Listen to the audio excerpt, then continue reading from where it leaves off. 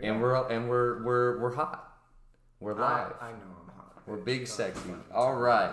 So, okay. Yeah, there we go. Now I peaked the audio. Yep. Okay, so Do we have a name for this show? fuck no. Just who even knows what this is? Why would we? Okay, basically, we're gonna talk about what makes a good horror movie and what makes a bad horror movie, and we are gonna use the examples of two movies that are in theaters right now, which is Annabelle Comes Home. The name alone just gets me. It still does. Yeah. Best picture. Peak that audio. Peak that audio. Best picture audio. Yeah. Fuck, dude. And then Midsommar. Midsommar. Yeah. And before we start, we should probably give our credentials. Oh. There we go. Those are our credentials. That's what we have. I was like immediately like, well, I'm a film student. I graduated with exactly. No, just silence, pure silence. Yeah. So, okay, so let's start it off because we saw Annabelle first. Mm-hmm. We saw them back to back. We saw them back to back. We wanted to prime ourselves with some trash so that we could enjoy something good even more. And I should point out that I saw both of them before as well, yeah, and not back to back. Yeah, times. These were both my first viewings of each, but now he's double down on Annabelle. I'm double dick. Comes Home. So man, I'm so happy to have given 2 times tuition. Yeah, ticket tuition. 4 hours of your life. Oh my god. To Annabelle Comes Home. So she really came home. She really did. So, okay. So, let's talk specifically, just review the movies themselves first, and then we can get into the discussion about horror films as a genre. So, Annabelle Comes Home is the prequel to Annabelle 1. I think so. I think. Yeah. And there was also Annabelle 2, and I forgot. Was that also a prequel? Are they just going back in the timeline? I think so. I don't remember exactly. And then Annabelle comes from The Conjuring. Yes. Right? Yeah, I think so. And the second Conjuring. The original Conjuring is so far beyond any memory of mine. I don't even remember when it came out. The only thing I remember is the clap scene. Yeah, I do remember that. That's the only thing. It's not even a good scene. It's like, okay. It was good for the trailer. Yeah. So maybe go see it. So okay. So yeah, Annabelle Comes Home is set, Warren family, early Warren family before they're all 70s. Old and shit. 72, 70s, yeah. So okay. Basically, it's exactly what you expect it to be. It's a James Wan horror movie. It is. Here's your setting. Here's your spooky, scary monster, and okay, go. Let's just do the same thing over and over and over again through the whole movie. By the end of the movie, not a single character will change. Not a single thing about the universe will change. Everything will be exactly as it was when it started. Exactly. And no one gets hurt. No one gets sad because this is a kids movie after all. It's for kids. Right. This movie's for kids. Well, I mean, like we were talking about. Right next to me was a father and his seemingly below 10-year-old son. Yeah, he was like 7? He was 6 or 7. Yeah. Who was at Annabelle Comes Home. I'm genuinely not typical to see a kid just sitting in a fucking horror movie. Even something like that. Yeah. Weird. Just, I don't know why, but whatever. The kid was there. He liked it. I don't know.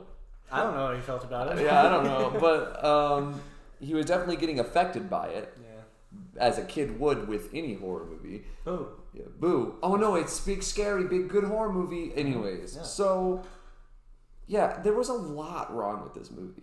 I think the first thing we need to talk about is the fact that there was just way too much shit happening. There was. Way too many villains. Right. This is a problem with a lot of different genres of movies, but yes. So for some reason recently it's been a huge thing. Yes, and 7 or 8 villains in a movie. Right. And that's the thing is, out the gate, like I was talking about on the drive back, out the gate, we're already fucked. We've got a movie that's set in a house, and it's about ghosts. Wow, I couldn't count how many movies I've seen all the way through that are about that. It's like you've hit your typical shit is your fucking house your spooky mansion, your spooky asylum, like all your super typical where like everybody that wants to make a horror movie that has a fuck all budget, that's what they do. Yeah. And for whatever reason, James Wan with his infinite Blumhouse budget they keep doing this, setting. And like we said in the right one as well, like we're doubly fucked because it is a house that has a lot of haunted artifacts in it. So many haunted artifacts that like, okay, now you're signing yourself up for something that's too complicated. It's got too many things going on. Not enough focus on any one storyline to make it interesting. Right, and because of that, you run into some of them being fucking stupid, like the samurai armor. the samurai armor. What the fuck was that? The samurai armor, which has been shown in that basement in every single movie where they've been in that basement, and it's always been one of those things where you kind of look at it and go, "Oh man, well, like what's that about?" Because it's like, here's the thing: the set dress of the basement is, I wouldn't call it perfect, to be honest, but I think they do a pretty good job. Yeah. Like, there's interesting things in there. It's pretty wide and varied, and like, okay, sure. So like for me, when I see the samurai armor, I go, oh, that's interesting. Like, what could that be about? Because it's very different than a lot of the other stuff that you see in there, and it's always very prominently in the front. Yeah. So they actually go into it a little bit in this movie, except they're going into it is basically just the armor turning its head a lot. They literally used that scare, quote unquote, like 3 or 4 times. I used actually 3 times. Yeah. Without exaggeration, 3 different times. And where the armor turning its head. Yeah. When someone walked by was the only scare. Yeah. Literal Scooby-Doo shit. Yeah. And then they go into basically their entire going into the story of the samurai armor is just the babysitter staring at it and hearing like the samurai killing a bunch of people and a bunch of like Japanese women going, ah! And it's like, okay, so your story for samurai armor is samurai killed people and ghost in samurai armor now. Man, that is... that really was subversive. I didn't think they were going to take it there. Yeah. But they did. Right? And I applaud their bravery. Like, really? Like, that's it, huh? It's just... So does that mean that every samurai armor is just big haunted in the James Wan universe? Every last one of them. Also, another curious thing with samurai armor that I thought was kind of funny, when it was in the actual like room of all the artifacts, it had the normal horns. Yeah. But I'm pretty sure when it was in the hallway, the horns grew. Did they? It was like a bigger horn. I didn't notice that. Yeah, because it didn't look that way in the door. I'm like, why the fuck is that? I only noticed it the second time watching it because the first time it was so inconsequential. All I'm remembering was the last scare where like she finally looks at the armor and then there's like a face in the armor now. Yeah, but and he's like ah, and it's like okay. It's just a Japanese. No, it's just some fucking. It's just the dude in the. It's just whoever wore it. It's just a dude. And he's just in there. and He's like ah, and it's like okay. And then he does nothing. No. And the armor stays on the floor. Yeah. It was like literally Scooby-Doo did it better. Yeah. Because when they did the Knight's armor, at least it was like walking around and shit. like walking around talking to people and shit, swinging a sword. Yeah, like something. Like so have a spooky face. So you go so you go from that lowest of low of a story to full bore like hellhound running around killing chickens trying to murder people outside the house. And that chicken scene was weird. We're going to assume that people who are watching this, everyone that's going to watch this, all the millions of people have seen the film. Yeah. So we're going to spoil both these films. Yeah. I'm not trying to do a cast where we're just trying to like teeter around it. Like, go see Midsommar, and if you happen to see Annabelle, I'm sorry. Yeah. Like, that's all I got. Like, yeah. Please see Midsommar, though, before we discuss that. Absolutely. It's a great film. But the scene where... Bob's Got Balls, which by the worst nickname I've ever heard in my entire life. Fucking Bob. Where he was in the chicken coop, Bob's with his balls and his cock now. Yeah. He's in the chicken coop, and a chicken walks out of the coop, I guess because the demon opened the door of the coop, and the chicken leaves, and he's like, no. I'm like, why? Why do you care about the chicken? Why do you give a fuck about this chicken? Yeah. Why the fuck do you give a shit? You literally... Like, because the thing is that if he was in a scenario at that point where maybe he didn't know what was going on still, but he kind of had an inclination that something dangerous was going on, maybe I could let that slide. Yeah. But literally the scene right before that was him seeing the full-bodied hellhound werewolf in his face. Operate out of nowhere, out of fog. So right? This man should be like, fuck a chicken, I'm sitting right here forever. Yeah. And instead, he's like, oh no, oh, the chick. It ties into the problem with character that Annabelle has, where the characters are not characters.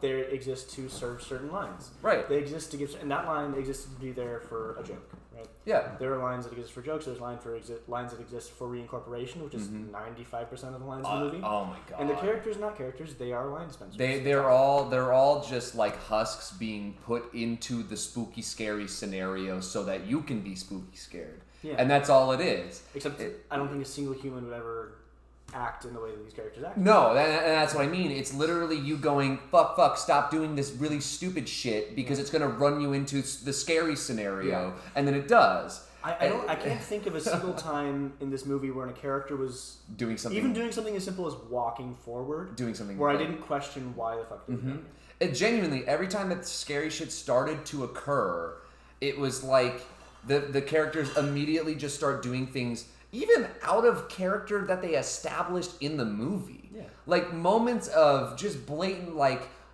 for instance, so the little girl, the fucking Warren girl. What was her name? I don't know. Who cares? I don't know any of the Besides Bob, Besides Bob's got balls. I don't and the best character, the pizza guy. Pizza guy was the best character in the entire movie. He had one scene, and that's all I needed. But I want a spin-off now. Pizza guy's a god. We need like we said, and if you've seen the film, this makes total sense. We need an offshoot film that's a drama that's the pizza guy coming to terms with the fact that he's gay. Yep. It's needed. It's needed because he let it slip at that moment. It is the gay and film. He tried to laugh it off. It is the gay... As we understand, we are now in Gay Wrath Month. Last month was Gay Pride Month. This is Gay Wrath Month. And this is the film that we need. I'm ready to go, dude. I'm ready to go. Midsommar's the perfect movie for it because it's got straight couples just getting fucked up. So now we... Fuck the straights. Honestly, fuck them. So I mean, hey, gay people wouldn't have gotten involved in that shit. No. Too smart. Too smart.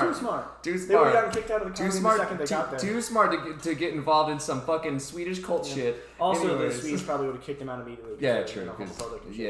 Racist. Not Sweden in general. I want to make that clear. Not Sweden as a person of Swedish descent. Just that specific cult.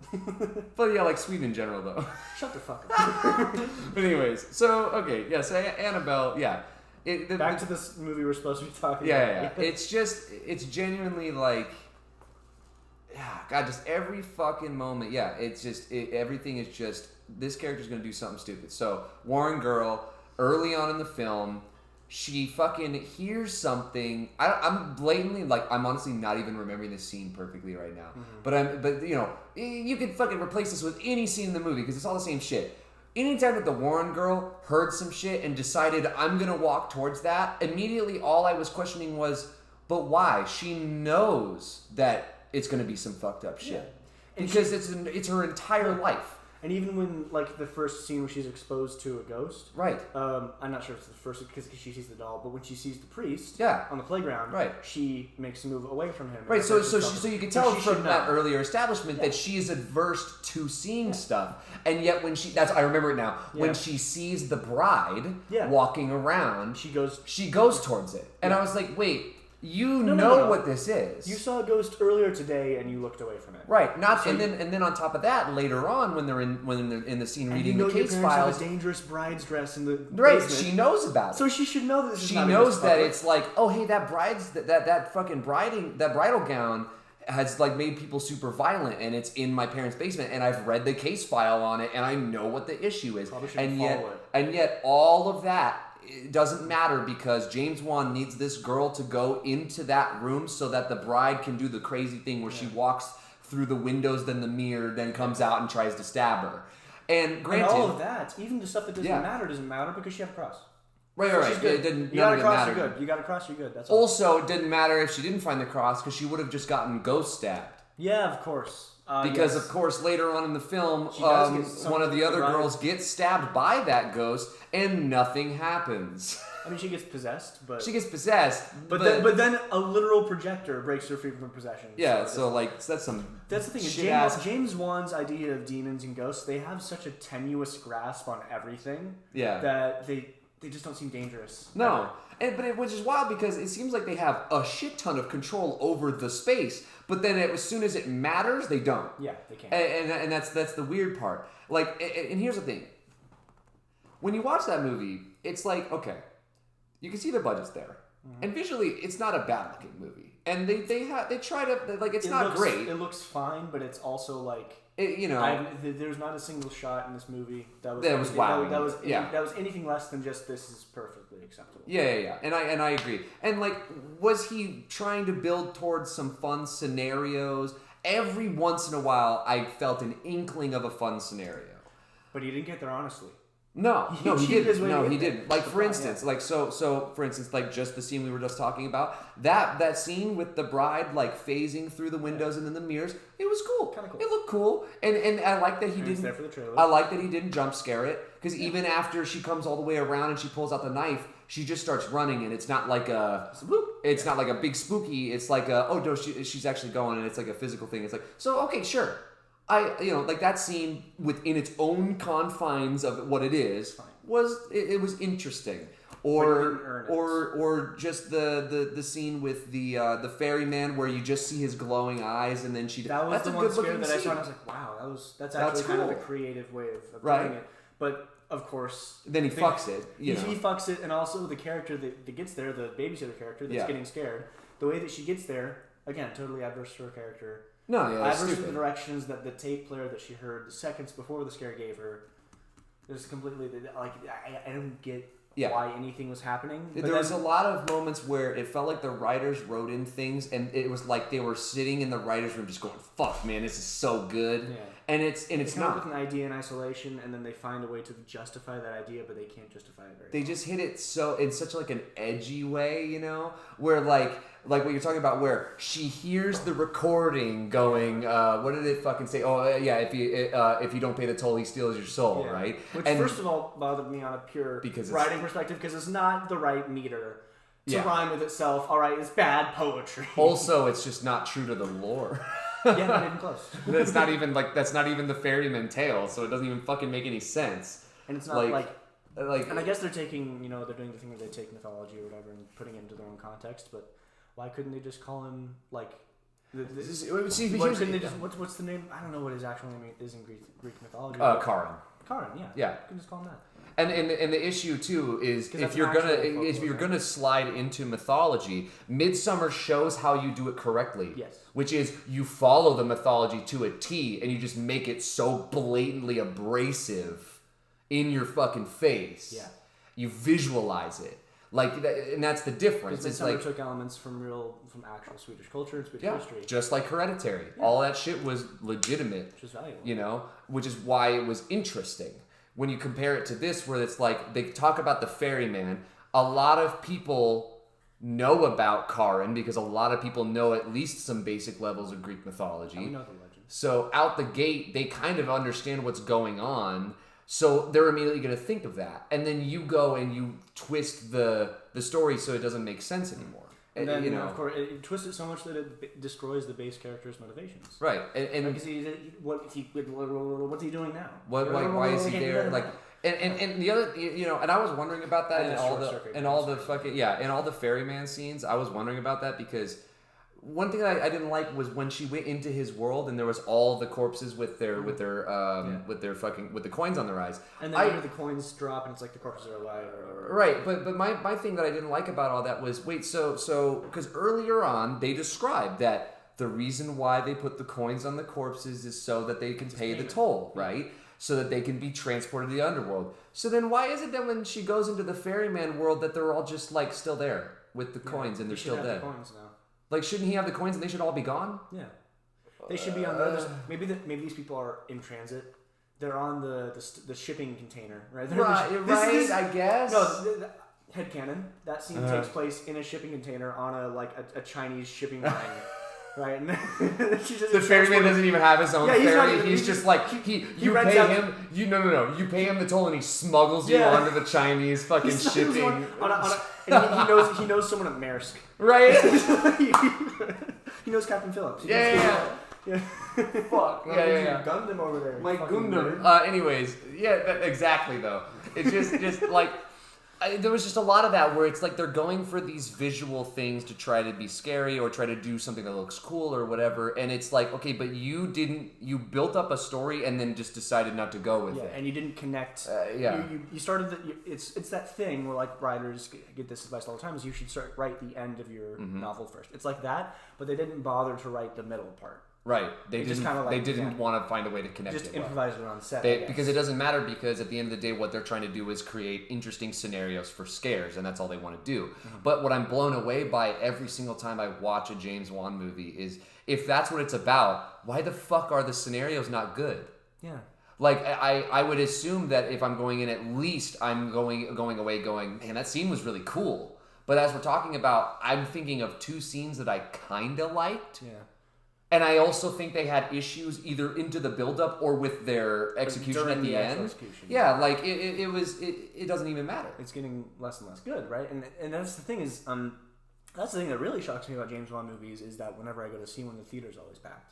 Yeah, always. They make money. He always draws huge crowds. They make money, and he keeps his budget semi-low. Yeah, and I guess the only reason I can theorize for that is the fact that he has brand recognition. Yeah, he does. He has that sort of like, this is what you go to see if you don't like horror movies, but you just want to be spooked. Yeah, because Conjuring was a smash hit. Yeah. And that's really all it is, you know. And he's got that's what people associate now with what horror movies are. Right. And I'm not going to talk in total generalizations, but yeah, but a lot of people do associate with it's the same thing that happens every like 5 or so years is we get a new horror movie franchise. Generally, they're Halloween based, but this one wasn't. Yeah. It started with Insidious, you want to say?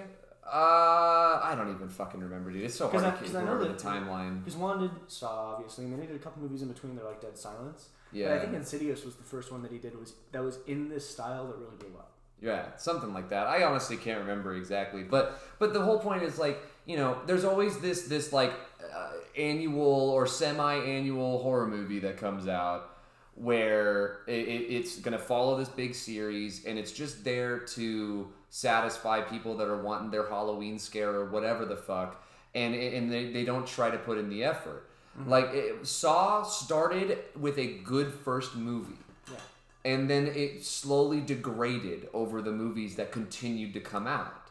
Fucking because horror inspired such an immediate reaction in a lot of people that they forget to consider it as they would consider a normal movie. Right, and it's the same thing with like Paranormal Activity got fucked too. Like that first movie is fine. I've watched it. I'm not a huge fan of it, but like I get it. See how it works. You watch it and you go, this was a low budget. They've got like 3 or 4 cameras.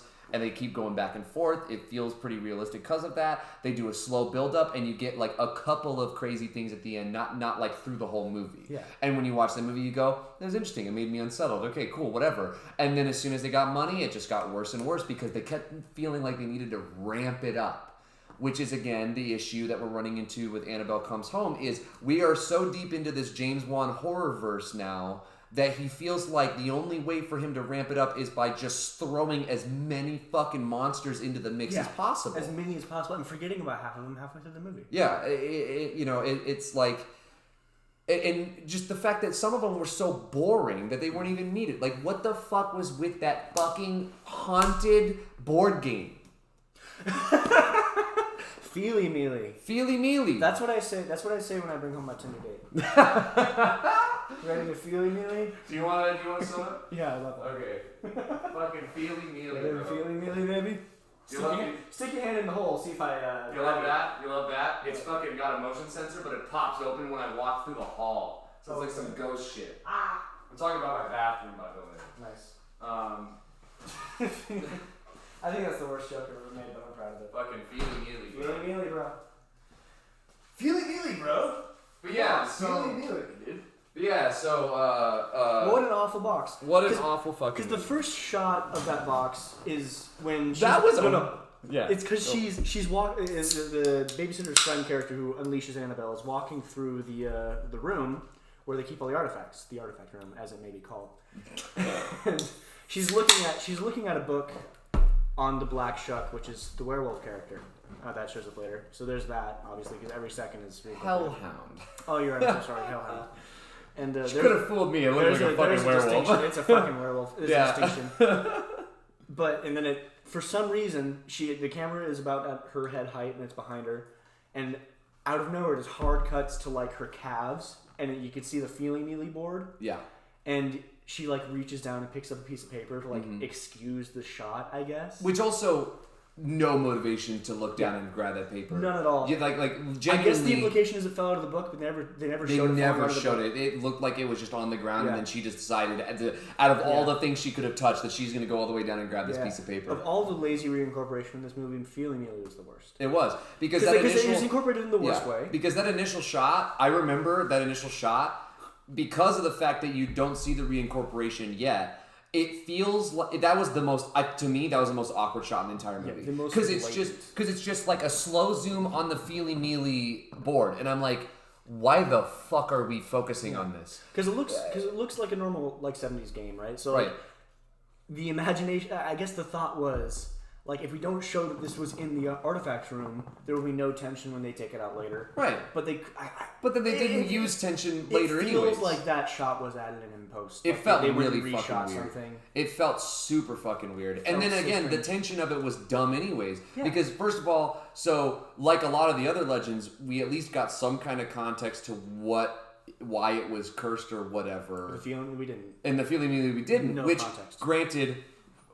No time. You'd think not getting any context for one of the horror items would be a good thing, considering how much they shoved it in your face. But this thing, this thing is such a weirdly complicated little box. I don't know how it works. Yeah, basically, like in my head, what I thought when they start, because they bring out the box and they start playing it, and this isn't even the tension moment yet. It's later. They bring out the box and they start playing it before anything really freaky happens. Yeah, exactly. And then they like, you know. The babysitter character has her hand in it because the object of the game is you look at a card and you see the thing on the card and try to grab it just from feeling in the box. Right. So a really awful game, but it's the 70s. Yeah. She's reaching in there and the doorbell rings. Right, and then she I love how she gets she goes, oh, I got a point, and she gets the fucking kiss. And I was like, what the fuck? Like just by accident, I guess. She's just she can feel so good. Yeah. Listen, Bob's got balls. He's gonna get those balls felt, though. Dude. But for real, but that's the thing is. So when that scene was going on, I was trying to think of what could be the thing with this game. After they describe how the game works, I'm like, okay, so I'm assuming that it's going to be some shit where you push your hand in and like you feel something fucked up, or there's something like bites you, or something like something. At first, happens. I was something would bite, or there'd be like a blade or something that would come down. Like I'm just trying to figure out like, okay, where could they take this? Yeah. And then because obviously we're dealing with James Wan, Mr. Saw here. And then towards the way back into the movie, like the second to last scene, we learn what it is, and it's just that hands come out of it and grab you. So basically, the Feely Mealy feels you. It Feely Mealy. And I was like, okay, wait, can I get some context as to like what's the backstory? It happens in the worst way. Because the scene where it happens is they go and they have determined that they need to find Annabelle the doll and put her back in her case, and everything's going to stop happening. Spooky things going to stop happening. Okay, sure. They go into the room where all the files are kept, and they see Annabelle in the closet, and of course they walk towards the closet, and the door shuts, and like, oh no, dang it, it's locked. Where's the key? They look towards the floor. There's the Feely Mealy box on the floor.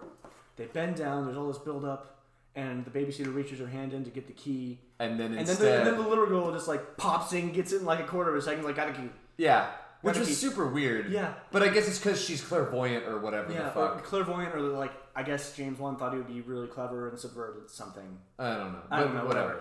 But there are a couple hints there where like with the map on the wall, on the car window, where like you could tell the director or whoever thought they were subverting something, and it was like just. I hated that so much because as soon as that scene made me so mad because it wasn't even the fact that they subverted with that. The thing that made me mad was when she did it. I was like, why? Yeah, there's no reason. You're doing it only to set up the piece of like horror subversion that they're about to do, which isn't even good. Yeah. But because genuinely, if you're gonna make her put that fucking map up on that side window, about like the first scene when they're driving out of the home. We've slid right into the fucking beginning now. Because if you're gonna do that, there has to be a reason why she decides to put it up there. because she easily could have just popped it up in front of her. Yeah. And but instead she's like, no, I gotta pop it up to the side. You could say maybe it's because she needed to see it with like the car light or something. But at the end of the day, it wasn't conveyed in a way that made sense for why she was doing it. Yeah. And because of that, it was dumb. Same thing with the Feely Mealy box. There's no reason for them to not dump out the contents of the box. There's no reason for them not to open the dang box. Or at least like, or at least try. You have to. That's a big factor in this. There was a lot of moments where I was like, okay, I can understand how they would explain away why they can't do this at some point, but you need to show the characters at least trying to do the regular things first. Yeah. For instance, in that ferryman scene when she's using the flashlight and she's walking around the fucking house, why the fuck did she not try once to turn on a light? Right? Didn't even give it a shot. Like, yes, earlier it seems like the lights went out, like the power got shut off, but normally in a horror movie when that happens, the person goes to the breaker box. So you as the audience don't feel a little cheated because they're just like walking around in the dark, not even trying to save themselves. Right, because at the end of the day... So you can like the character a little bit. Right, because at the end of the day, you got to think about it like, okay, if you were in that scenario, what's the first thing you would do? If the lights shut off in this apartment right now, I'd go to the breaker box. No, I follow the coins. You're right. You're right. I would go and grab a flashlight and follow the coins. Yes, because I just heard on the tape there's a spooky ghost man who has coins, and I do believe in ghosts at this point. Yeah, right? Because I've seen a million of them. I've seen plenty of them. Spooky ghost man who has coins. So when I hear that he has coins and he generally like has killed people in the past, according to the case file or whatever, what I do is I follow the coins. Yeah. It's big smart. I'm James Wan. Fuck you, ferryman. I'm a babysitter. How's this for subverting expectations, ferryman? What really, and yeah, exactly. It's just a whole lot of that kind of shit, which makes it so aggravating because there's no explanation as to why characters are doing stupid things, and they just—it's almost like I can see James Wan behind the screen going, "You'll fucking watch it anyway." Yeah. You can't. Yeah, he doesn't give a shit. You don't fucking. He doesn't give a shit. He just wants his. Care why these people are doing these things. Just look at the spooky ghost. He just wants his fun little scary moments, and the big issue is that like. One of the concepts of horror that I always like to talk about as far as how to make something horrifying is you need to suspend disbelief, but then on top of that, you need to be vague about your monster to some degree. Yeah. At least for some of the movie. And they introduced most of the monsters by just showing a full face shot. Exactly. Of what they were. Immediately, we know everything that's going on with every monster because they show it. Yeah. We see bride with blood on with knife. Okay, great. So I know what this is. I don't care. The black shuck. Yeah. Come from the fog. And it's like straight into the camera. Full CGI werewolf. Mean mugging for the camera. And it's the least scary thing I've ever seen. It's a little goofy. It was very goofy because I was sitting there and I was like, the last thing I expected from this movie was to see a goofy CGI monster. Yeah. And suddenly there it is. I think I remember when that happened. Like this happened several times during the movie, but when that happened, I looked over at you to get your reaction. Yep. Your face was in your hands. I literally I was taking my glasses off and like just fucking like messing my hair around and just trying to understand like why the fuck was that the decision. Even the ferryman, who they were doing a decent job of like making him just be in shadow, then big spooky scary, wow, big face shot, and he looks stupid. Yeah. And it looks stupid, and I was like, okay, great, so that's fucked. I don't know why James Wan loves that scare so much of like the monster's face is now the whole screen. And that's not scary. It's not scary. It's for a hot second, and then you're like, okay, I'm not scared of this thing anymore. Literally, I jumped probably for the first loud sound in the movie, and I didn't do anything after that. And I think that was just because, got to get it out of my system. And that's it. And it's just overall, it is a messy movie that is meant to just bring in dollars, and it's just to kind of wrap it up. I think that is the main problem with this movie is it doesn't feel like it's trying to be a good movie on its own terms. It feels like it's trying to set up all these spin-off films for the Ferryman and for perhaps the I think the big one they're setting up was the Samurai. Maybe. Just because they made that one the most mysterious. So I guess they wanted people to be most interested in that one. And also it felt like, besides Feely Mealy, it felt the most shoehorned in. Also, for being a movie... Feely Mealy spin-off, sorry, this is all Feely Mealy spin-off, please. You're right. And it's just I go into the theater and everyone feelies Mealy. Yeah, exactly. Also, for being a movie called Annabelle Comes Home, as well as being the third Annabelle movie, this was not about Annabelle at all. Very little Annabelle. It was fucking weird. Like, basically, it was an ensemble cast of villains, and Annabelle was kind of there. Annabelle was there just to be the plot point of why monsters be there, and that's it.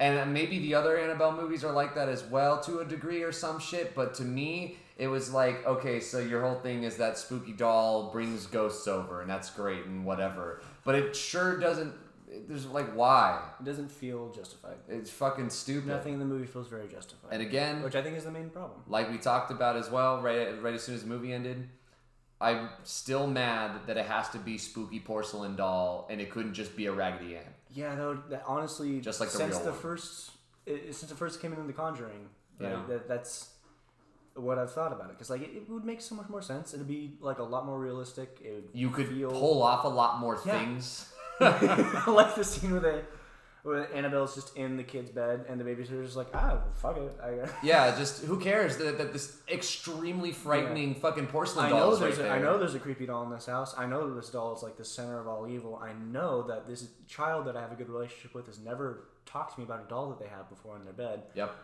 This looks pretty cool. I think I should tuck the doll in next to the child and leave them alone. And then close the door and not be able to open it later when ghost shit happens. She didn't close the door. Yeah, whatever. That's right, it did. That's right, it did. Because when she was walking away, you could see the colored lights, and then it closed. Which was an alright shot, but not cool. Well, here's the thing. It was an alright shot, but the justification of it was super fucking stupid. And also the lights were in like the top maybe fourth of the screen. Every single time that they were out in that hallway and they did some kind of crazy glow shot from her bedroom, it looked like shit. Like it was. It just wasn't balanced right. It wasn't realistic. That's the issue. Is that if you're gonna do lighting, you have to be able to integrate it into the environment in a way that makes sense. Like the evening scene in Midsommar when he leaves the what is it, the place with it, like the dormitories to the holy room to get the pictures of that lighting was done so well. So I think now that's actually it. We need to get into Midsommar. Now that we're 36 minutes into this. Now that we're done ranting the fucking just into the ground. Hi, and welcome to another podcast where two straight white men talk about movies they don't like in a very angry way. Except this time, one of them likes boys. Well, but yeah, so let's talk about Midsommar. Obviously, okay, same director as Hereditary. Hereditary is a very, very, very good horror film. It's incredibly well done. It's extremely mysterious. It keeps you on your toes. It got a decent performance out of Nat Wolff, which is very impressive. Yeah, that's fair. Nat Wolff or Nate Wolff, I don't remember. Yeah. So now we've hit another movie. The trailer, I was immediately hooked the first time I saw the trailer, and I knew that I wanted to see this movie. Yeah, me too. Because we're hitting into a scenario of, hey, let's talk about some type of lore that isn't something that has been done a million times. If I see one more fucking Baphomet Yeah. in a horror movie, I'm gonna lose my goddamn mind. Anymore, like you can't do it anymore. You can't do the Satan's in this child, and now that's the movie because we've seen it, and it'll never be better than The Exorcist. Yeah, it's Changeling. Exorcist, Changeling, Rosemary's Baby. Right. Right. They'll never get right. Those. You know, it's like it's done now. We don't need another demons in this child, and it's obviously going to be just talking about Christian religious shit, and that's it. Let's talk about more interesting things. It was focused on pagan mythology. It was focused on humans more than anything else. It was focused on people and not an individual. I don't think there's no individual human villain. The collective humanity. Right. And it wasn't, fantastic. And there really wasn't anything about it that was technically supernatural either. It was just straight. Not a single thing that was supernatural. Where versus Hereditary, where there was absolutely like some actual ghost shit happening. Yeah. This one was literally just pagan cult. Yeah. When is this fucking talked about? Never. Yeah. And now you're getting a full front. Like here's all this shit that you're gonna have to learn about. And it's fucking wild, and you're not ready for it, and that's what's so interesting about it. And I really love that he didn't do the same thing that a lot of horror directors do, and he didn't lean on darkness. No. Most of the movie, It's if not all of bright. the movie, was super brightly 'Cause lit, very Midsommar. bright, very hot in Midsommar. The only scene that was somewhat dark was still very bright. Because, well, and they explain why, because you're talking about it's close to the solstice, and in that area of It's a Sweden, northern area. it's not even fucking night for that It long. rarely gets dark. Yeah.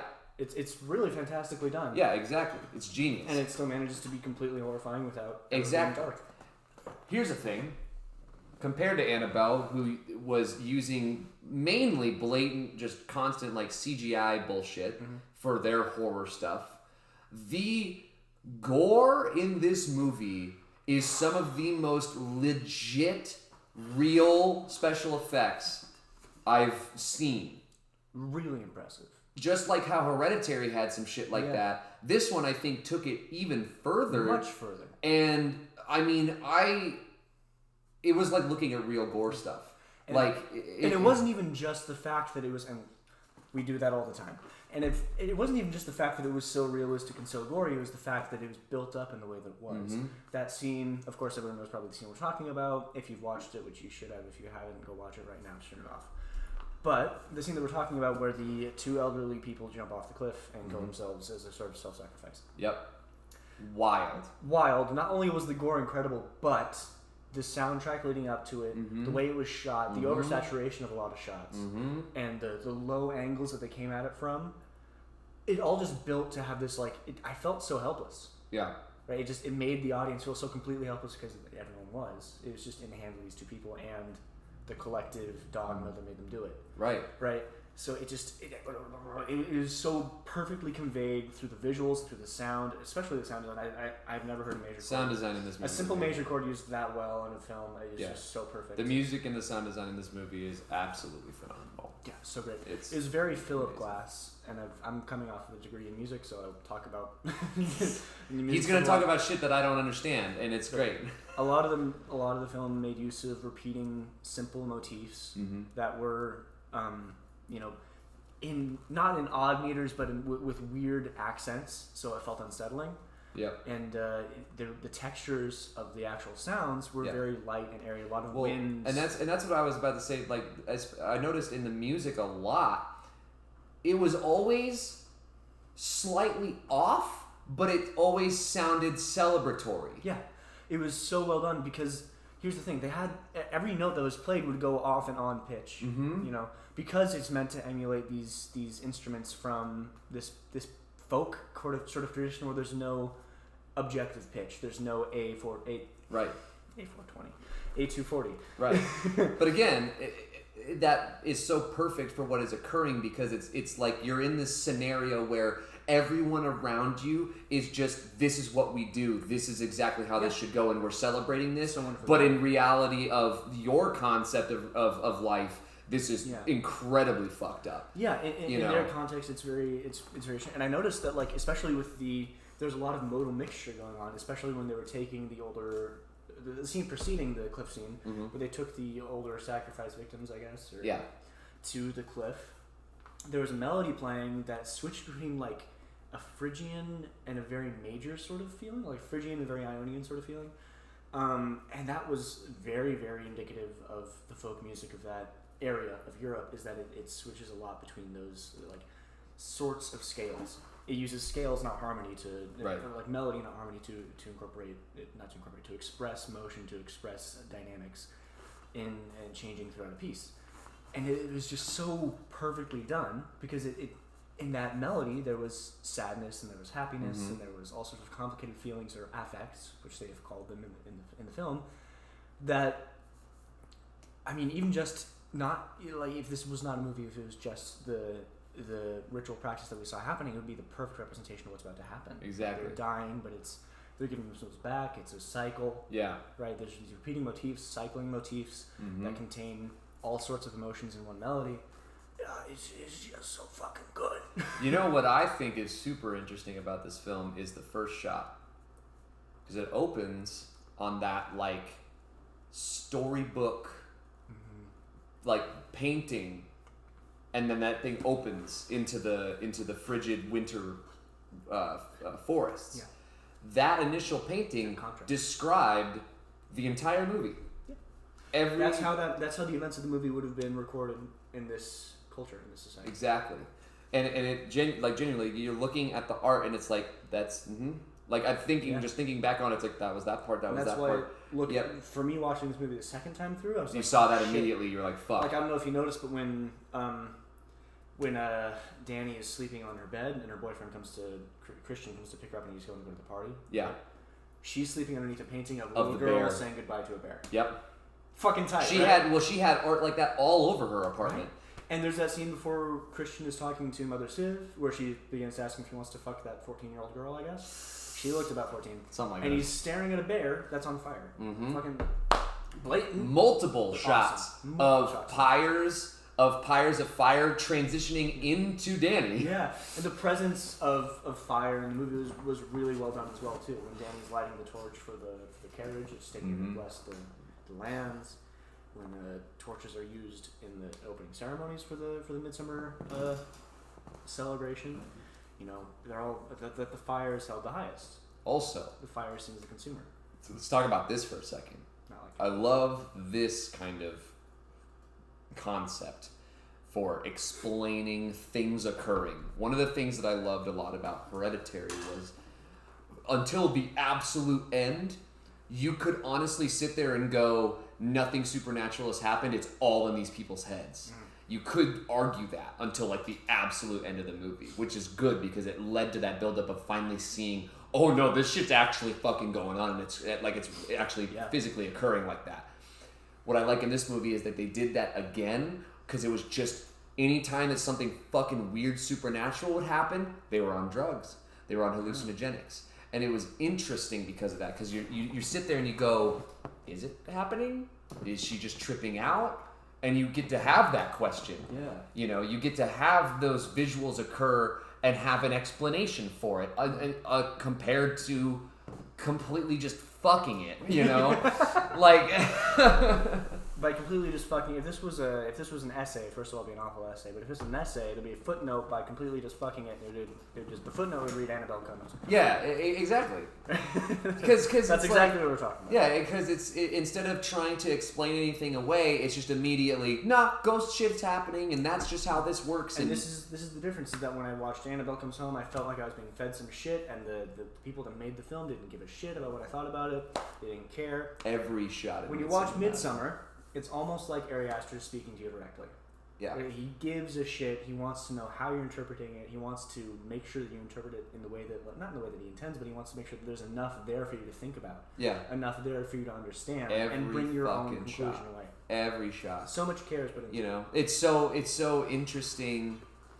What I'm really wondering, taking away from all this, is like with how everything has occurred and how I know again from Hereditary how much things linked up from the beginning to the end.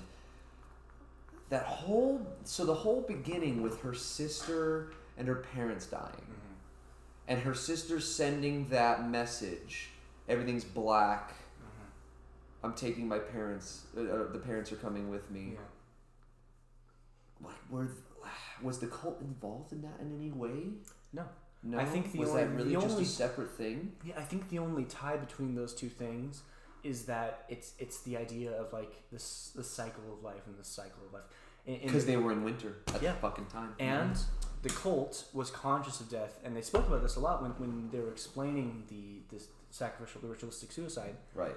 Is that they were conscious of the cycle of death and used it to their advantage. The contrast there being that. Danny at least felt that her sister was not conscious of death, not conscious of what she was doing. Right. When she did that. Right. Which, by the way, that fucking shot, that fucking scene, that whole scene, just again. By that, we mean the murder suicide scene. Yeah, just like Hereditary during the beheading scene. Both of those movies do such an amazing job of putting you in a very specific mood out the gate. Because it's like immediately it's very obvious that it's like, no. Here's this fucking incredibly sad, and it doesn't let you ignore it. No, it's in your fucking face. It's okay. This is what's happened to the main character. Can you take it? And I think the very clear messaging is that shit like that can't and shouldn't be ignored. And I think that's a very Absolutely. important thing that doesn't come up a lot in films, because in films when we're telling stories, a lot of times with conflicts and any sort of story, people will die, things will happen, that damages will occur. But because of the fact that we want to sell these movies, we kind of gloss over them. Yeah. Because it makes sense, but right. but Ari Aster refusing to do that. Right. It's showing you Subversive. these are very real consequences that are occurring. As opposed to Getting stabbed in the gut, nothing fucking happens because ghost. It's very incredibly real, where it's like, no, you get to fucking follow those firefighters walking through. You get to see how this girl decided to go down into the basement, hook up 2 vehicles with hoses. And that's the other part of it, made it so clear that deliberate. it was a decision. It was deliberate because she did all of that. It was hard to do. She took those hoses all the way up, taped up the parents' bedroom door sill, put the hose through, and then went into her own room and taped it to her fucking mouth, by the way, which was a lot to take. That was, when Yeah. I first saw the movie, that shot of it just like It's going fucking into your rough. face, I couldn't watch the whole Because thing. they made it as so deeply because they made it as realistic as possible. She had puke on her. She her face was fucking discolored. One of her eyes had been like burst. Right, so Like- there's blackness in her eye. They made it like genuinely like you're sitting there going, people have done this. Yep. People have done stuff like that. People do stuff like People do stuff. that. Someone probably did something like that in the time it took us to watch that movie. And that's what I mean. It's scary because of how fucking realistic they did it. Yeah. It's the same thing with. And that's why when later on, when she's having a bad trip and she goes into the bathroom, she sees her sister there in the background with the hose. Yeah. It's fucked. That's what makes that so terrifying. It's terrifying If it was because just a normal horror villain that she sees behind her, yeah, no big deal. But because of the context, it's because that scare is super because it's earned. her because it's her ghost. Yes, it's her ghost. It's earned. It's her memories haunting her consistently on top of the bad trip from the drugs. Like it's so fucked. And again, it's the same thing in Hereditary after that little girl died, where you get to have this factor of, hey man, kids die. Yeah. This happens to people. Can you fucking handle it? Because we're gonna put all of the grief in front of you. Just like how they did in this movie, where this girl losing her family, the grief is there. You have to watch it. She experiences it multiple times through the film. And this lead actress's performance, very good, unbelievable, incredible. And I think Ari Aster has something. I don't know what he does, but man, he has a way of getting grief out of people. Because that, I mean, I feel like most people have been in a really despondent place in their life. Mm-hmm. And have cried like that, and have felt right like that. It's when insane. she was crying in the airline bathroom. Just like I said, when she's, it looks so real because I've done that. It's just that for me, it's the sobbing scenes, but also the scenes of her just kind of walking around in a fugue state, just like she can tell she's panicking, but she doesn't know what to do, so she just walks, and then she's running into people, and people are talking with her, but she can't handle it. And she gets out words that are default responses, and she understands they are, but she can't figure out another way to say anything. And again, the sound design plays this extremely well. Perfect. Because they start to drown out the outside sounds. You start to hear her breathing. You start to hear all that. And they do it in a way that's so... It just feels so real. Yeah. It's so visceral. The specific way... It's a small detail, but the specific way they did it, because a lot of films would use, like, Saving Private Ryan, for example, use... Yeah, there's a lot of films that have the done white stuff noise, like that. Like, they use white noise, or they use, like, a humming or something. Ari Aster prefers to use breathing and, body noises, because your body makes a lot of fucking noise. And it's what you focus on when you're in that state. Yeah. That's what you feel, and that's what you hear, and that's what you see. It's what comes in, is you. Yeah. So it's just a really incredible... It's small It's just detail, but great just a wonderful choice Just to great to choices. make it like that. Definitely in this movie, what's so interesting is what talking about how there's so many moments of people doing dumb shit in Annabelle, and we can't figure out why. In this movie, when people do stupid shit, you completely get it. Yeah. Not that you would do it, but you get that character has been established that they would do something like that. Yeah.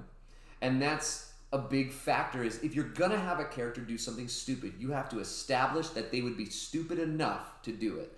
So like or either stupid or driven enough to do something stupid. Yeah. You know, so when you have this character, I'm forgetting his name, but he's the hyper scholar guy. He knows all this shit. He's trying to do this thesis, you know, and that's his whole thing. Todd or something? Noah? Maybe. I don't know. But no, Josh. Josh, you're the only character that was kind of not awful, besides Danny. Right. But he's so invested in getting this thesis done better than everyone else, and he's so driven by it, and he's so intrigued by this cult that he's experiencing, that when he is meeting with one of the priests and talking over all of the recorded history of everything that's ever occurred in this village, and he says, "Can I take a picture?" and the priest says no, very vehemently, like, no. Strongly, like, you offended know, that he'd even asked. Yeah. Yeah. When he does that has that moment where he decides, I'm gonna fucking go over there and take pictures, and he's gonna, knowing the repercussions, most not like to the degree that it ended up being, but knowing that it's gonna be very bad when he does so, you know it's dumb, but you know why he's doing it. Yeah. There's very clear reasons that have been established since the beginning, and that's huge. And it makes total sense. It makes total sense, and then it makes it so much more horrifying when he gets the full brunt of the consequence that you know he's gonna get. Mm-hmm. When the fucking person comes in with the skin of the other guy that has disappeared earlier, and then he gets bashed on the head. I didn't think they would go full skin suit, but they did. That was fucking wild. Gnarly. Also, see his cocking in there. Looked amazing. Oh yeah. Again, every single time that there was some kind of gore-related thing, it was like it just looked real. It just looked like they did it. Yeah. When there's that guy flayed, hanging from the chicken coop, with his lungs hung outside, still breathing. By the way, that's a real thing that the Swedish Vikings used to do. That's insane. One of the many things in this movie that is taken from reality, right? That's a real thing that you can do to people that you shouldn't do to people. Right. You can. But you can. If you're interested, if you want to get on a list, you can Google how to do that. Yeah. For sure. But that's what I mean. It's and even on the other end of the spectrum of things that are real that they incorporated, the maypole. That's a real thing. Mm-hmm. Like I mentioned earlier that I'm Swedish hereditarily. When we have family reunions, we do the maypole thing. Right. Because it's part of our family culture. So seeing something like that in the movie is like, whoa, shit. Yeah. No, like you did. Well, that's what I mean. Like the research is there, and it's about something, and especially since it's about something a lot more obscure. Mm-hmm. You know, we're not doing the typical fucking Christian this and that, and we're not doing the typical horror movie schlock. It's like, no, I'm gonna make you discover something new, and I'm gonna put you in a horrifying situation within this. Yeah. And that's completely alien to a lot of people. Exactly. Which again helps it a ton. So much. Because of the fact that you don't know what the fuck's gonna happen, because you're not versed in this type of shit. Yeah. Like I mentioned in the scene with the cliff, like it's so frequent in this movie that the audience is put into a situation where they are completely unaware of what's going on, completely out of their depth. But you get a feeling of what's gonna happen. You get a feeling what's gonna happen, you feel the fate coming, but you're so completely you don't want it. You don't want it, you're in a different place, you don't understand what's happening, and you don't understand you can't do anything, you feel helpless. And that's the thing is like and that's the best horror movie can do is make you feel helpless. Right. I could tell that, okay, there's this cliff. We're doing a ritual. Everybody's sitting at the bottom. We just got done with these old people. We just got done talking about before that how old people, once they're 72, and he doesn't explain it, but you're like, what do they do? Yeah. You know, and then he and the anthropologist put a lot of weight on this thing and how intense it is, and the anthropologist asks him if it's real. Yeah. Which is, I think, a great. So the economy of language there. Yeah. Because all they had to do was ask him, is it real? Like they're doing it for real. Yeah. And immediately it's like, okay, there's some violent shit about to happen. Yeah. So it's like there's no way. So you're going going nothing else you would ask. Yeah. So you're going into it and you know something's going to happen. But what Ari Aster does so well is the fact that you didn't miss any of it. Like when that woman falls and she hits the rock, her face explodes. You see every second. Not in a stupid like 80s action movie kind of way. Like it concaves. I think literally every person we were in the theater with went. Yeah. Because it looks, it's genuinely what would happen. There was a verbal exclamation from everybody in that theater at that time. It's genuinely exactly what would happen if someone were to do what occurred there, and because of that, and you don't miss it because the shot is like, and what I love is that entire scene. It's not she falls off, and then as soon as she hits the rockets, fucking whatever. If anything, it gets quieter. Yeah, it's just, and you just go, oh shit, oh fuck, that did just happen. And because they didn't add any kind of music, they didn't add any extra sound effects, it's just, that's real life. Look at that shit. Yeah. Because it's just, you just heard her face cave in. That's it. Yeah. Mm-hmm. She's dead. And then the old man jumps, and you hear his legs. You hear his legs snap, and just. And then they show you. And they don't. The shot went down the man's body, and most directors would cut the shot as soon as it hits the legs. Yeah. Stayed on it for like 5 seconds. Exactly. And solid 5 seconds. And just his legs are just completely destroyed. And you get something very intriguing from that scene, which then comes up a fuck ton of times afterwards, which is the first time that you get a moment of seeing how the entire cult, every single time that a person is going through some type of very intense feeling, they all join in. They mirror it, yeah. Yeah. And that's a big thing I wanted to talk about. A huge theme, I think, of this movie is performative sympathy. Mm-hmm. Right? Because Danny. The main character, Danny, is in this relationship where, Christian, her boyfriend, is being performative in his sympathy. He's not sincere about it. He's performing what he thinks he needs to do. Yeah, it's already been... And then they go to this cult where that's a tradition, is performing sympathy, performing this sort of feeling. Yeah. That can't be real. And I think that's what the final shots really pound home more than anything else, is that these people are performing the sympathy, performing the feeling of being burned alive. Yep. And not a single one of them is feeling it, and they can't feel it, and they won't feel it. Yeah. Until it happens to them, and then they'll die. Right.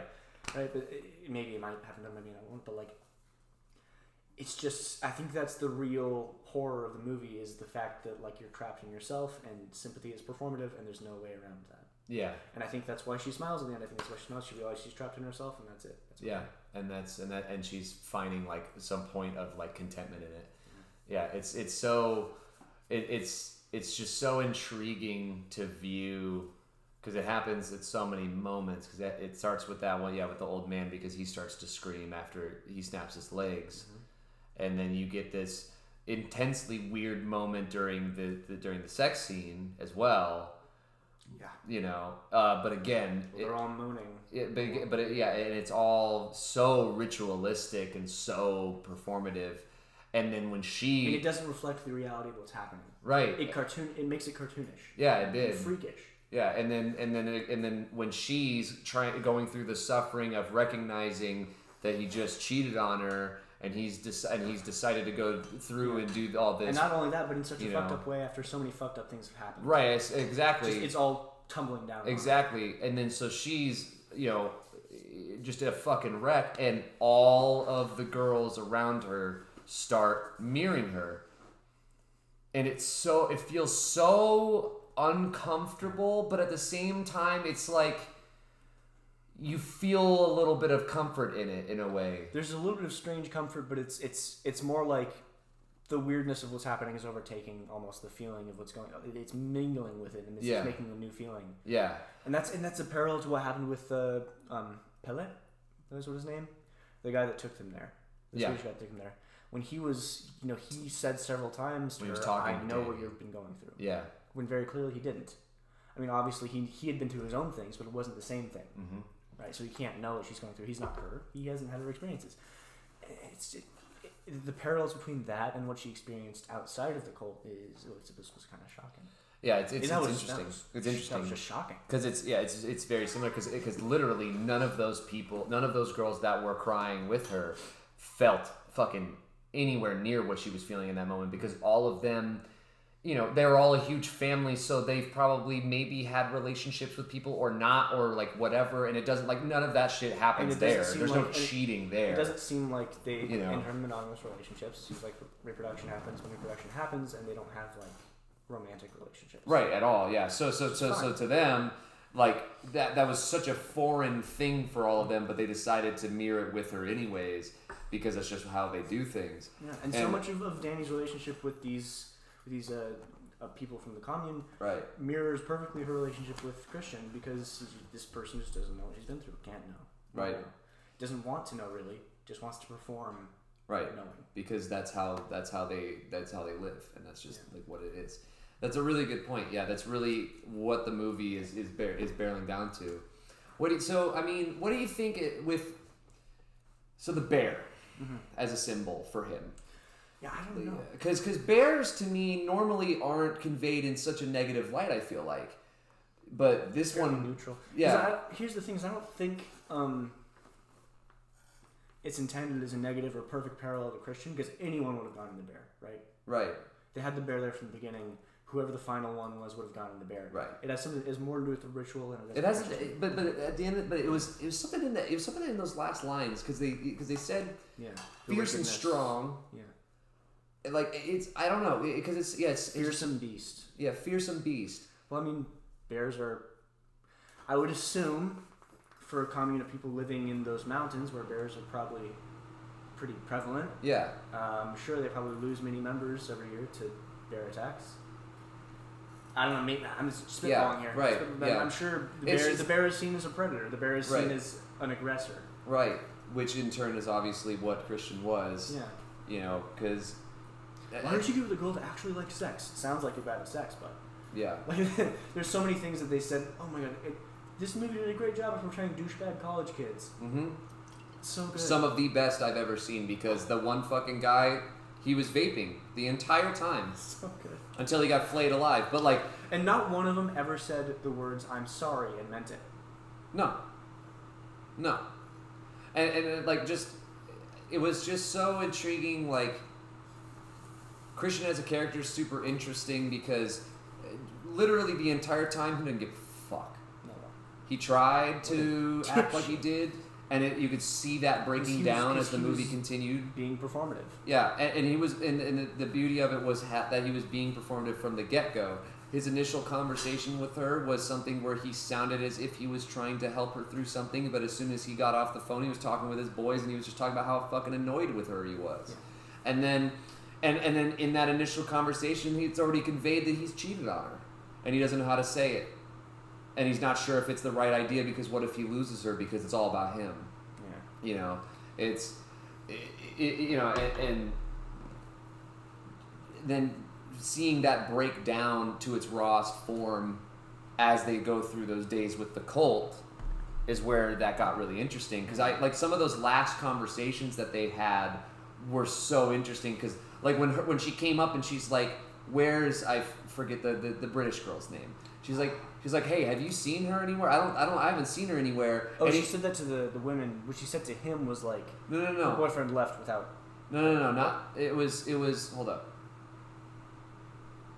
No, you're right. Okay, but like because he's talking to the priest. Yeah. He's talking to like a priest, and she goes. I think he was just one of the communes, and she brings up like, did you hear that this guy fucking left without her? Isn't that super weird? Like, why the fuck would he do that? And he's just like, oh man, I don't know.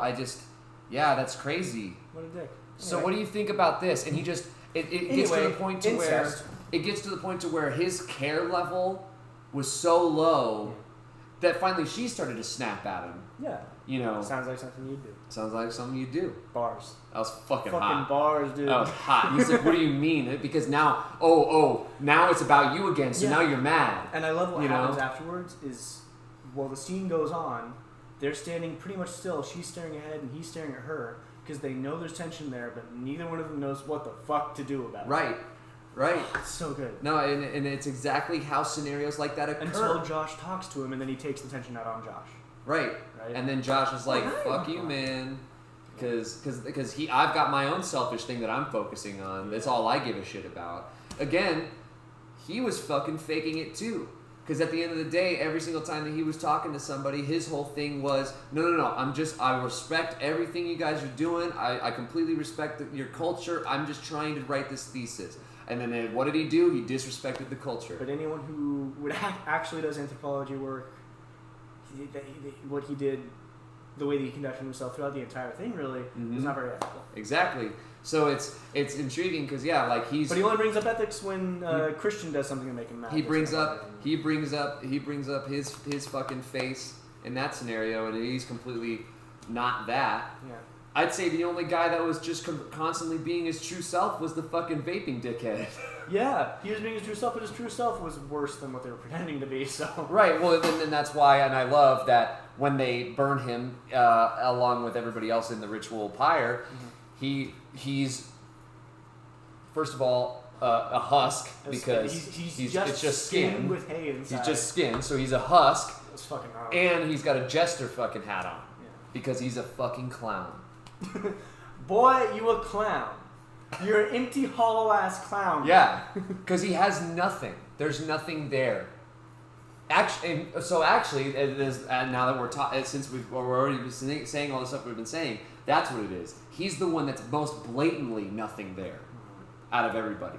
He's not hiding it, but there's nothing there. But everyone still gets burned in the same pyre at the end. Right. Good fucking movie. Really good. Good fucking movie. Probably the best movie in theaters right now.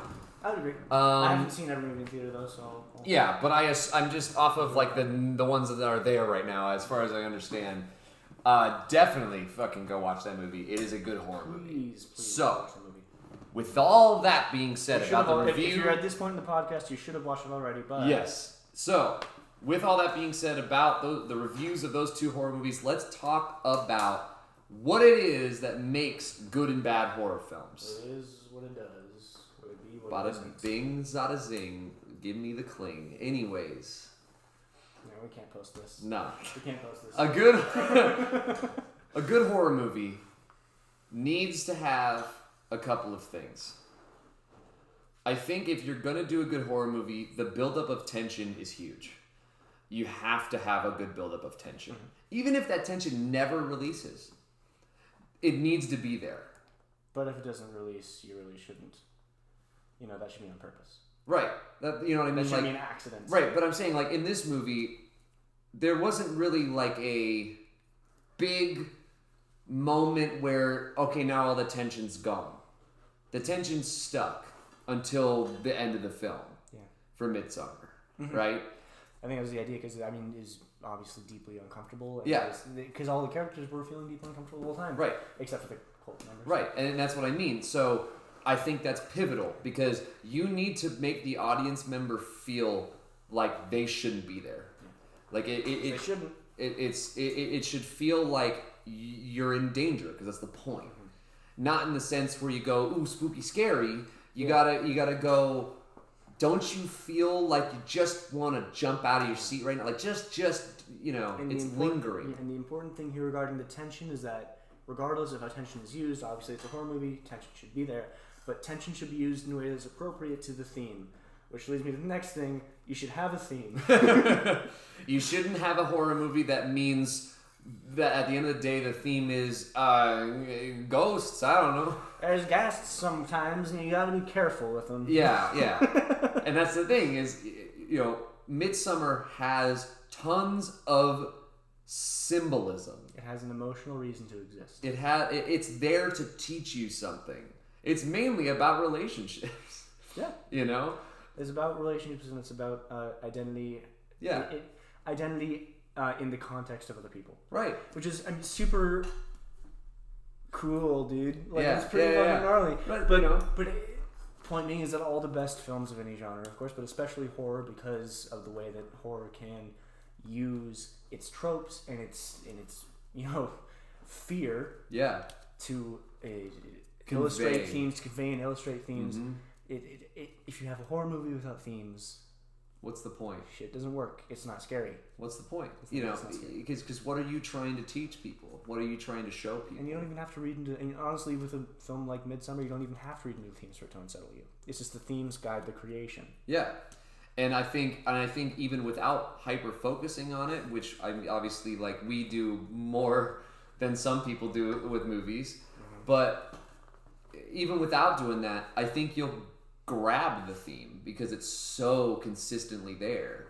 You'll because at the end of the day, you're gonna think about Danny and Christian's relationship, and that's really where the whole theme is stemming from, anyways. So, it's that's just good writing for any movie. But horror movies are tough.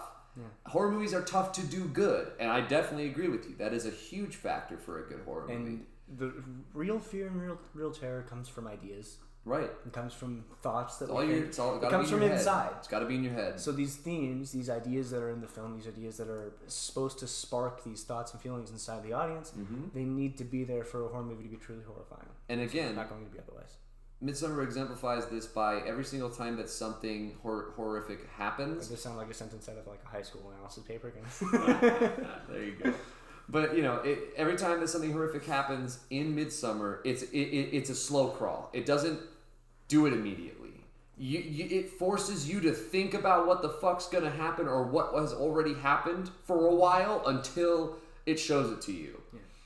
And when it shows it to you, it lingers on that to make sure that you remember the image. It doesn't need to throw it in front of your face because it realizes that when it puts those images in front of your eyes, they're not going to leave your brain for a while. Exactly. And when you run into the opposite scenario, like something with Annabelle Comes Home, there's no room to imagine anything because they show you all of it. I can't remember what any of the villains really look like. Because they were all boring. Yeah, I can remember like the vague shape. Yeah. But I can't remember what they look like. But if you ask me to remember the faces of the two elderly people that jumped off the cliff, perfectly, they're there. Right. Because there's so much buildup. You ask me to remember what their bodies looked like after they died. Right. They're there. Right. I know, it's stuck. And the thing is like even if we played this into the context of, let's say, something a little more iconic, visually for a James... Okay. So The Nun was a thing. Still not a good movie to me. I didn't see it. I fucking didn't want to see it. So didn't you see it on a date or something? Something like that. Yeah. So The Nun... Here's the thing with The Nun. Okay, do I know what The Nun looks like and I can remember what The Nun looks like? Sure. But here's the thing with The Nun. The Nun isn't frightening because of the fact that you know exactly what she looks like at all times. Because every single time that she does something, you just go, okay, so yeah, it's that same thing with like the spooky, scary demon with the sharp teeth in the nun costume. And every time that she shows up, you go, it's the nun. And like, there's nothing there to think about. It shows it so frequently. Yeah, well, and it's also, you didn't even, for the first movie, give that build up towards what she looked like. It's just... boom, there's the nun. You already know what she looks like now for the rest of the movie. You now have to do that for the rest of this movie now. Midsommar, every time that something occurred, first of all, it was different. Yeah. So you don't have the same thing occurring over and over for you to go, okay, whatever. And even when they reused the shots of the elderly folks' bodies, right? Like they were done, they had a different context to them. They were doing a different thing. There's a different background on some occasions, a different angle. Mm-hmm. It was the same object. It was presented in a completely different visual. Yeah, and it's just forcing. It's all the different kills force different types of unsettling feeling. Seeing that person show up in the skin suit, I wasn't fucking expecting that. Not at all. I was expecting him to be dead. I did not expect that. I was expecting him to come in. Honestly, I totally thought he would come in with his dick cut right off. Something that's like that. That's what I thought would happen. Yeah. Like, that's what, because I saw he had no pants on. I'm like, oh shit, his dick's off. Yeah. Then I was like, oh fuck. That's a skin suit. Yeah. Holy shit. Yeah, and it was a full bore skin suit because they were literally wearing the leg pants. Mm-hmm. Yeah. With his dick and like the whole thing, which is wild. Yeah. That's crazy. And again, which by the way, I was impressed that Midsommar was not shying away from male nudity, which was great. It's a weird thing that still is like not prevalent in movies in America for some reason. Like unless it's for a joke. A joke, yeah, like when fucking beginning of Sarah Marshall when he flips his dick around. Or like I forget what shitty fucking comedy movie where they made 21 Jump Street where they shoot the dick off. No. There's like a joke with like some guys in a locker room and like a black dude shows up with a giant dick, and then there's like some Irish dude and he's got a small dick. Wow, that's fucking never expected that to happen. Yeah, that's not a stereotype. And it was like it was just played for a joke, just full bore, and it was like, okay, good one. No, this one was brave. Like because the Christian kind of emulated the final girl run in a lot of slashers, right? He's running around trying to figure out and finding all the corpses. That's a very classic slasher thing to do. But it's a dude This time with his dick flopping around all right, and it was blood on it from sex. And it was just crazy to, with the skin suit using because we have this sex scene where the nudity is used very much in a sexual manner. Then the skin suit shot is using nudity in a very horrifying manner. It's violent. It's very violent. Which is intriguing as a duality, just getting that difference. Now we're not even wrapping up anymore. We're just talking about how much we love Hereditary again. Right. Not Hereditary. Midsommar. But yeah, so it's essentially, midnight here. Yeah. So essentially, good horror movies are built on tension. Yeah, they need to have a little bit of depth to them. Good horror movies use their themes and their depths as a guiding light to figure out how to effectively scare the audience based on what's happening in the film. And you gotta let people use their imagination. That's the biggest thing. Bad horror movies, and there's tons and tons of them that come out every fucking year. And they are big budget, small budget. It doesn't fucking matter. The reason why a horror movie generally is bad is because they follow a bandwagon and just do all the tropes over again. They don't try to do anything new. They don't try to have anything interesting occur. The writing isn't trying to say anything. It's just made to be there because either you're doing it for the money or you're doing it because you just like tropey horror movies and that's what you want to make instead of trying to do something new. Which as a person who's been through film school and been around a lot of film people, like from an early stage, I get it. Because you want to try to recreate stuff you love and then eventually find your nook.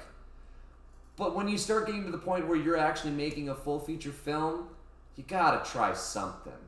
Because you're not going to make it anywhere by making, another zombie flick or another possession flick or another Ghosts in Asylum flick. Or you at least have to, be realistic about what you're making. I don't think James Wan thinks he's making great art here. Probably not. I think he knows that he's making something that's going to sell well. But if you're gonna believe that what you're making is artful and is creative and is an expression of something, you should be expecting the audience to think, because that's where the fear is going to come from. Right, and that's really the thing is, at the end of the day, James Wan, who knows, where his passions lie about it all, but it does feel like he's more in it for the money, and there's nothing necessarily wrong with that. If you're making money and you're in the film business and you're doing well, I get it, man. It's tough fucking business. Whatever. If that's what you want to do and you're okay with that, if you want to Michael Bay it, man. Michael Bay's got tons of money, and maybe the quality level isn't there, but he's able to make shit tons of money, and that's the one thing that he's good at. And if that's what you want to be known for, that's fine. It's just that for me, if I'm in that position, I want to be remembered for things that were impactful to society, not just there for people to forget. And as a viewer, I also want that out of my movies. I want to walk away from a movie feeling impacted. I don't want to walk away from a movie going, that was fun, I guess, maybe, I don't mind going and seeing a movie for the fun factor, but if I'm going to, it better actually be fun. Yeah. Annabelle Comes Home wasn't even that fun. It wasn't fun. It was kind of funny to laugh at some of the stupid stuff, but even that wasn't that much. I can enough that was egregiously bad. Right. I can walk away from a Fast and Furious movie and be rolling because of how dumb it is. And that's what they do because they know that people think it's dumb, so they just push it harder and it makes it funny. But at the end of the day, Annabelle feels insincere. Right. It feels like it can't, because of that reason, it can't really be entertaining. Right. Because it just doesn't feel honest. Doesn't feel like it's doing anything.